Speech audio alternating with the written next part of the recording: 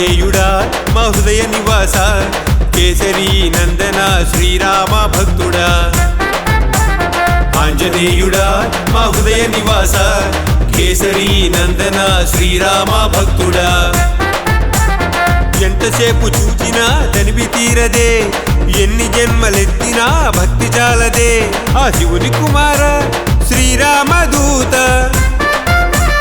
సీత జాడ తెలిపిన సుందర రూపా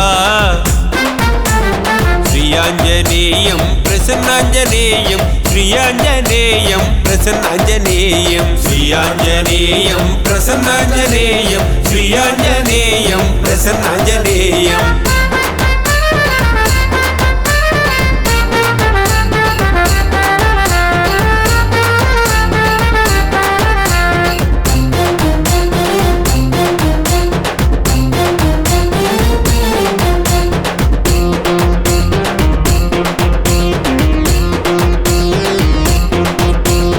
మంచి బుద్ధి గలవారికి తోడ్పడువాడా మంచి వేషముతో మెప్పించువాడా గొప్ప తేజ ప్రతాపములు కలిగిన వాడా సమస్త జగములచే పూజింపువాడా సీతారామ లక్ష్మణులను నీలోన కొలువుంచి రామకార్యమును నెరవేర్చిన వాడా శ్రీయాంజనేయం ప్రసన్నాంజనేయం శ్రీయాంజనేయం ప్రసన్నాంజనేయం శ్రీయాంజనేయం ప్రసన్నాంజనేయం శ్రీయాంజనేయం ప్రసన్నాంజనేయం ఆంజనేయుడా మా హృదయ నివాస కేసరి నందన శ్రీరామ భక్తుడా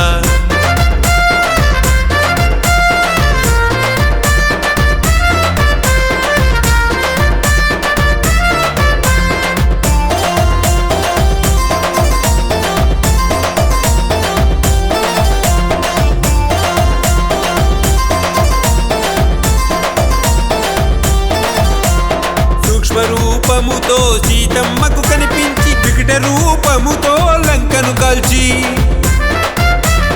సంజీవిని తెచ్చి లక్ష్మణ్ణను బ్రతికించగా బ్రహ్మాది దేవతలు నీ గానము చేయగా ఎంత పుణ్యమో నిన్ను పేరు పెట్టి పిలువంగా ఎంత భాగ్యమో మేము నీ గానమే పాడగా శ్రీయాంజనేయం ప్రసన్నాంజనేయం శ్రీయాంజనేయం ప్రసన్నాంజనేయం శ్రీయాంజనేయం ప్రసన్నాంజనేయం శ్రీయాంజనేయం ప్రసన్నాంజనేయం ఆంజనేయుడా మా హృదయ నివాస కేసరి నందన శ్రీరామ భక్తుడా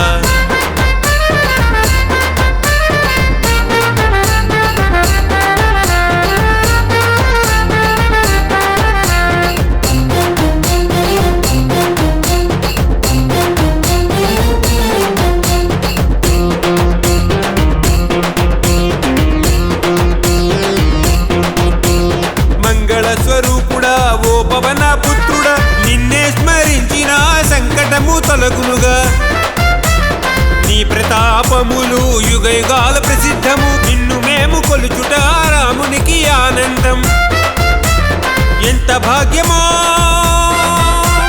నీ దర్శనం మాకు కలుగా జన్మధన్యమాయే ఈ రూపమే చూడగా శ్రీయాంజనేయం ప్రసన్నాంజనేయం శ్రీయాంజనేయం ప్రసన్నాంజనేయం శ్రీయాంజనేయం ప్రసన్నాంజనేయం శ్రీయాంజనేయం ప్రసన్నాంజనేయం శ్రీయాంజనేయం ప్రసన్నాంజనేయం శ్రీయాంజనేయం ప్రసన్నాంజనేయం శ్రీయాంజనేయం ప్రసన్నాంజనేయం శ్రీయాంజనేయం ప్రసన్నాంజనేయం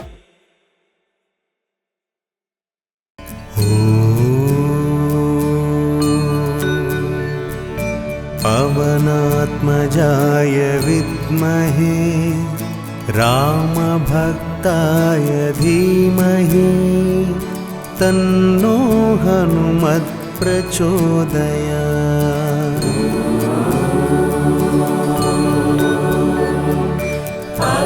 पवनात्मजाय विद्महे रामभक्ताय धीमहि तन्नो हनुमत् प्रचोदयात्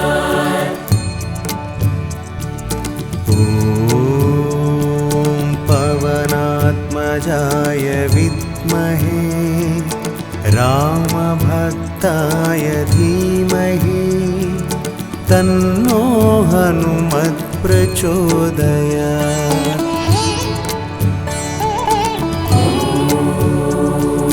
पवनात्मजाय विद्महे रामभक्ताय धीमहि तन्नो हनुमत् प्रचोदयात्। ॐ पवनात्मजाय विद्महे रामभक्ताय धीमहि तन्नो हनुमत् प्रचोदयात्।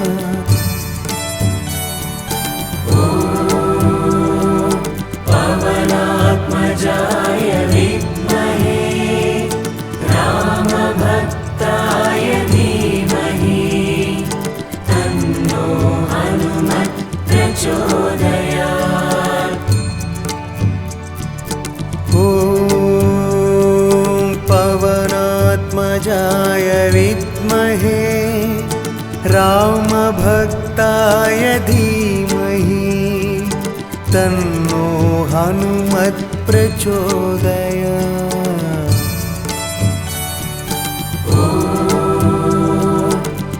पवनात्मजाय विद्महे रामभक्ताय धीमहि तन्नो हनुमत् प्रचोदयात्। ॐ पवनात्मजाय विद्महे रामभक्ताय धीमहि तन्नो हनुमत् प्रचोदयात्।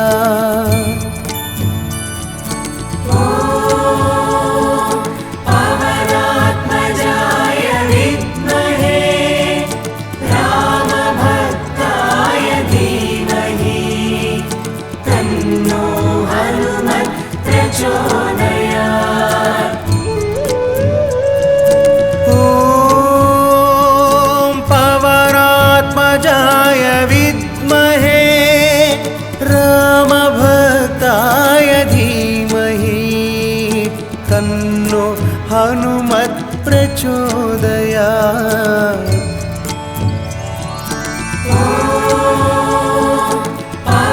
पवनात्मजाय विद्महे रामभक्ताय धीमहि तन्नो हनुमत् प्रचोदयात्। ॐ पवनात्मजाय विद्महे रामभक्ताय धीमहि तन्नो हनुमत् प्रचोदयात्।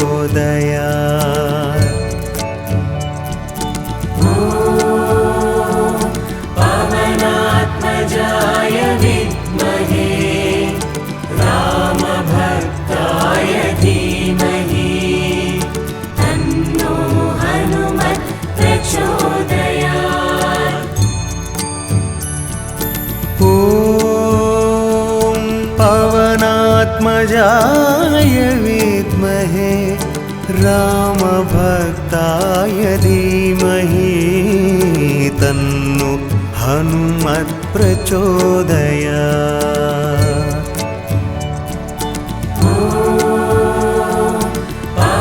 पवनात्मजाय विद्महे रामभक्ताय धीमहि तन्नो हनुमत् प्रचोदयात्।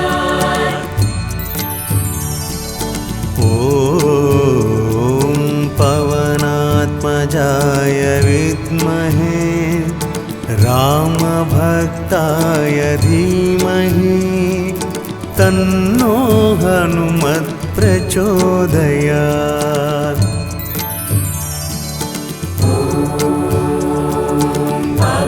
पवनात्मजाय विद्महे रामभक्ताय धीमहि तन्नो हनुमत् प्रचोदयात्। पवनात्मजाय विद्महे रामभक्ताय धीमहि तन्नो हनुमत् प्रचोदयात्।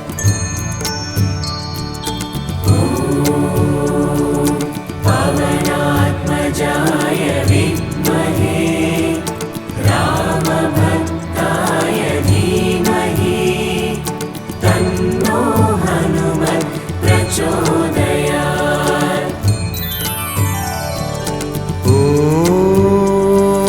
पवनात्मजाय विद्महे रामभक्ताय धीमहि तन्नो हनुमत् प्रचोदयात्।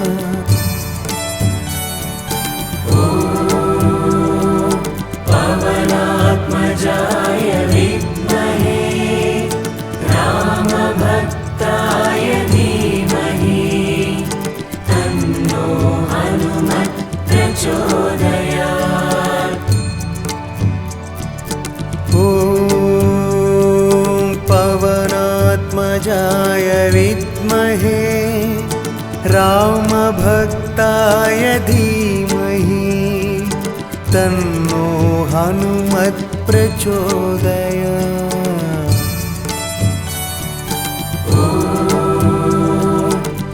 पवनात्मजाय विद्महे रामभक्ताय धीमहि तन्नो हनुमत् प्रचोदयात्। ॐ पवनात्मजाय विद्महे रामभक्ताय धीमहि तन्नो हनुमत् प्रचोदयात्।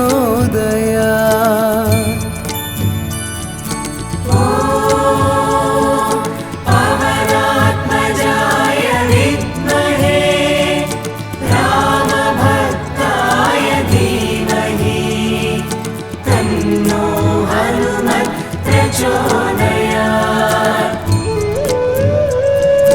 ॐ पवनात्मजाय विद्महे रामभक्ताय धीमहि तन्नो हनुमत् प्रचोदयात्।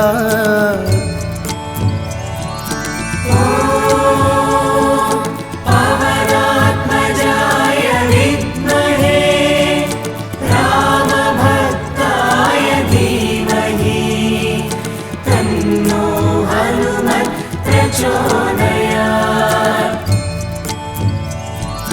ॐ पवनात्मजाय विद्महे रामभक्ताय धीमहि तन्नो हनुमत् प्रचोदयात्।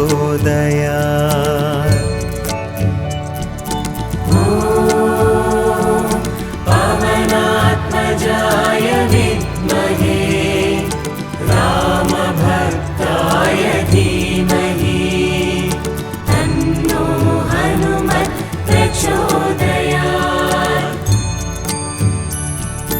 ॐ पवनात्मजाय विद्महे रामभक्ताय धीमहि तन्नो हनुमत् प्रचोदयात्।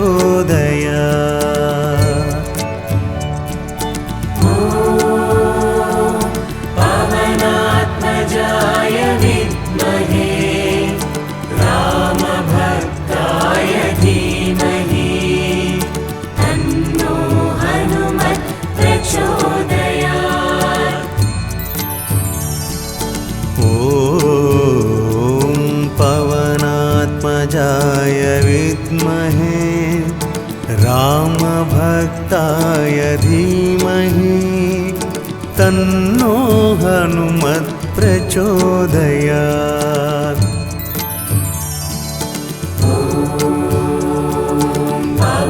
पवनात्मजाय विद्महे रामभक्ताय धीमहि तन्नो हनुमत् प्रचोदयात्।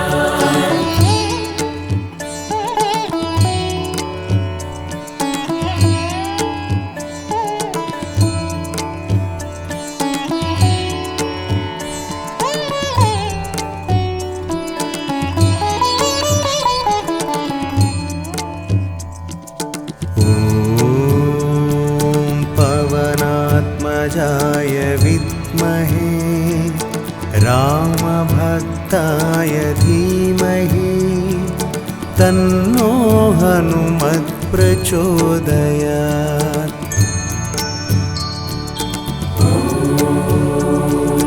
पवनात्मजाय विद्महे रामभक्ताय धीमहि तन्नो हनुमत् प्रचोदयात्।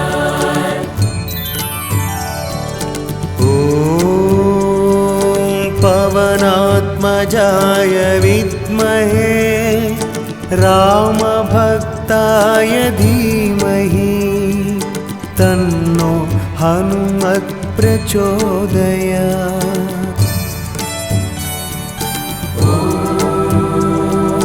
पवनात्मजाय विद्महे रामभक्ताय धीमहि तन्नो हनुमत् प्रचोदयात्। ॐ पवनात्मजाय विद्महे रामभक्ताय धीमहि तन्नो हनुमत् प्रचोदयात्।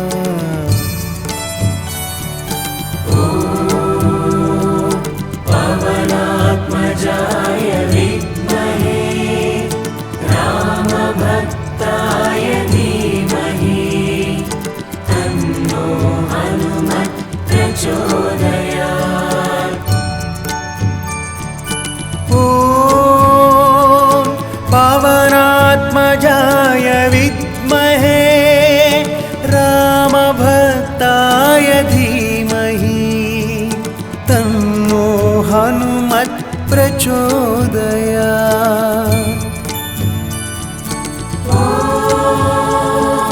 पवनात्मजाय विद्महे रामभक्ताय धीमहि तन्नो हनुमत् प्रचोदयात्। ॐ पवनात्मजाय विद्महे रामभक्ताय धीमहि तन्नो हनुमत् प्रचोदयात्।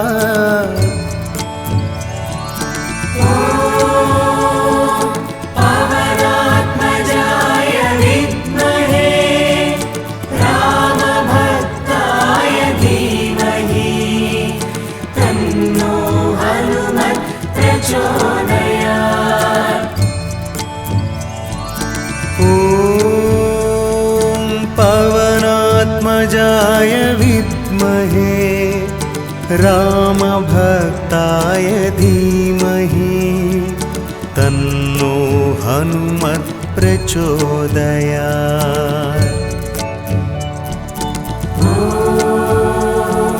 पवनात्मजाय विद्महे रामभक्ताय धीमहि तन्नो हनुमत् प्रचोदयात्।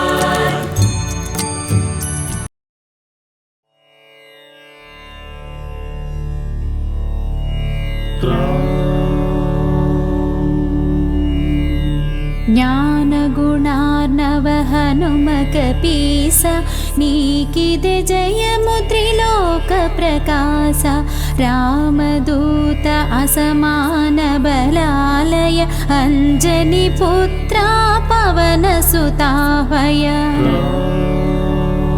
महावीर विक्रम वज्रतनु कुमति विमोचक सुमति प्रसादक कांचन वर्ण विराजित वेश कर्ण कुंडला कुंचित केसा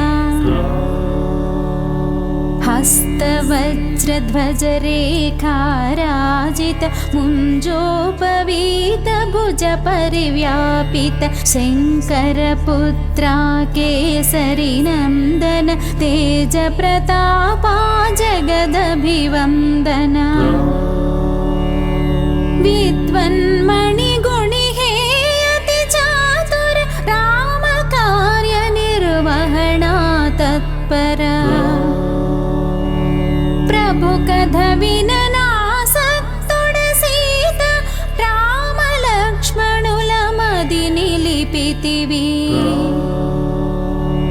సూక్ష్మ రూపమున సీతను చూచి వికట రూపమున లంక దహించి భీకర రూపున నసురుల చంపి రామ కార్యమును చక్కజేసితివి సంజీవిని గొని తెచ్చి లక్ష్మణుని బ్రతికింపగ ముదమంది రాఘవుడు హృది చేర్చుకునిను గొప్పగ పొగడెను నా ప్రియ సోదరు భరతుని సమమని వేణోళ్లను నీ యశమునే పాడుచు రనుచును శ్రీపతి కౌగిలించుకొనే సనకాదులు బ్రహ్మాదులు మునులు నారద శారద నాగేంద్రులును యమ కుబేర దిక్పాలుర శక్తులు నేను పొగడగ కవి కోవిదులెక్కడ రాముని కలిపి రాజ్యమిప్పించి చేసితి ఉపకారము సుగ్రీవుకు నీ మంత్రము మన్నించి విభీషణు లంకేశ్వరుడయ అది జగమెరుగును యుగ సహస్ర యోజన దూరపు భానుని ఫలమని ఎంచి గ్రసించిన నీవే ప్రభు ముద్రికనే నోట జపించుచు జలధి నిరుగుటలో లేదాశ్చర్యము దుర్గమ కార్యములెల్ల జగతిలో సుగమంబౌ నీ అనుగ్రహమున్నా రామద్వారమున నువ్వు కాపుండగ అనుమతి లేకయే పోవగ తరమే నీ శరణంబున సకల సుఖంబులు నీ రక్షణలో మరి భయముండదు నీ తేజ నిరోధము నీకే సాధ్యము నీకే కకే ముల్లోకములదురును భూత పిశాచంబులు దరి చేరవు మహావీర నీ నామము విన్నా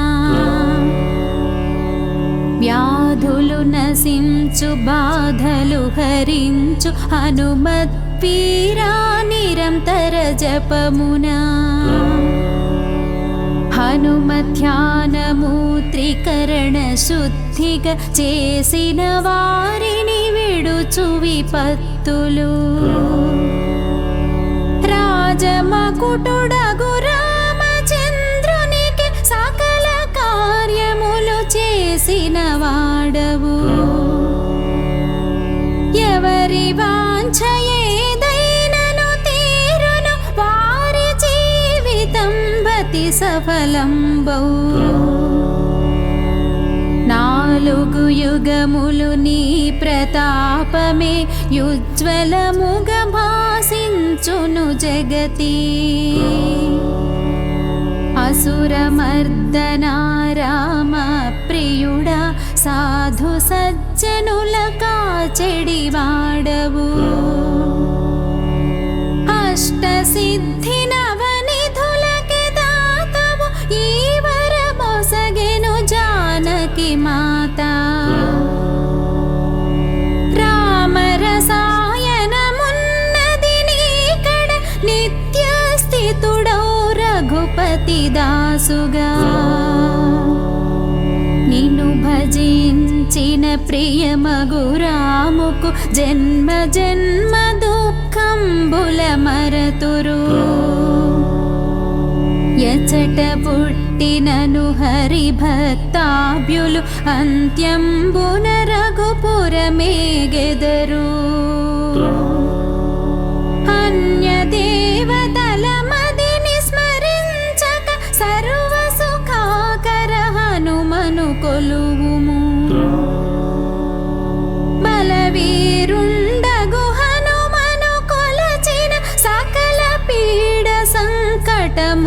తొలగును. జై జై జై హనుమాన జితేంద్ర కృప చూడవయా గురుదేవుడవై. నూరు మారులిల పఠించినచో విడువడు బంధము పొందు సుఖంబులు. హనుమాన్ చాలీస చదువు ఎల్లరకు సిద్ధి కలుగు గౌరీశ్వర సాక్షిగా. తులసీదాసు సదా హరిదాసే హే ప్రభు నా హృది మధివసింపుమా. పవన తనయ హే సంకటహరణ మంగళమూర్తి హే స్వరూపా. రామ సీత సౌమిత్రి సమేతము హృది నివసింపుము సురభూపా.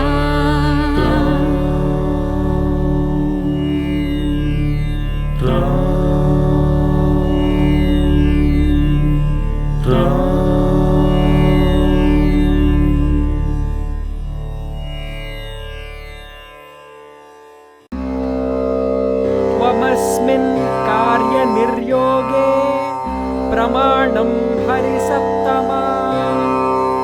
हनुमान्यत् नमस्थाय दुःखक्षयकरो भव. त्वमस्मिन् कार्यनिर्योगे प्रमाणं हरिसप्तमा. हनुमान्यत् नमस्थाय दुःखक्षयकरो भव. त्वमस्मिन् कार्यनिर्योगे प्रमाणं हरिसप्तमा. हनुमान्यत् नमस्थाय दुःखक्षयकरो भव. त्वमस्मिन् कार्यनिर्योगे प्रमाणं हरिसप्तमा. हनुमान्यत् नमस्थाय दुःखक्षयकरो भव. त्वमस्मिन् कार्यनिर्योगे प्रमाणं हरिसप्तमा. हनुमान्यत् नमस्थाय दुःखक्षयकरो भव. त्वमस्मिन् कार्यनिर्योगे प्रमाणं हरिसप्तमा. हनुमान्यत् नमस्थाय दुःखक्षयकरो भव. त्वमस्मिन् कार्यनिर्योगे प्रमाणं हरिसप्तमा. हनुमान्यत् नमस्थाय दुःखक्षयकरो भव. त्वमस्मिन् कार्यनिर्योगे प्रमाणं हरिसप्तमा. हनुमान्यत् नमस्थाय दुःखक्षयकरो भव. त्वमस्मिन् कार्यनिर्योगे प्रमाणं हरिसप्तमा. हनुमान्यत् नमस्थाय दुःखक्षयकरो भव. त्वमस्मिन् कार्यनिर्योगे प्रमाणं हरिसप्तमा. हनुमान्यत् नमस्थाय दुःखक्षयकरो भव. त्वमस्मिन् कार्यनिर्योगे प्रमाणं हरिसप्तमा. हनुमान्यत् नमस्थाय दुःखक्षयकरो भव. त्वमस्मिन् कार्यनिर्योगे प्रमाणं हरिसप्तमा. हनुमान्यत् नमस्थाय दुःखक्षयकरो भव. त्वमस्मिन् कार्यनिर्योगे प्रमाणं हरिसप्तमा. हनुमान्यत् हनुमान्यत्नमस्थाय दुःखक्षयकरो भव त्वमस्मिन् कार्यनिर्योगे प्रमाणं हरिसत्तमा हनुमान्यत्नमस्थाय दुःखक्षयकरो भव त्वमस्मिन् कार्यनिर्योगे प्रमाणं हरिसत्तमा हनुमान्यत्नमस्थाय दुःखक्षयकरो भव त्वमस्मिन् कार्यनिर्योगे प्रमाणं हरिसत्तमा हनुमान्यत्नमस्थाय दुःखक्षयकरो भव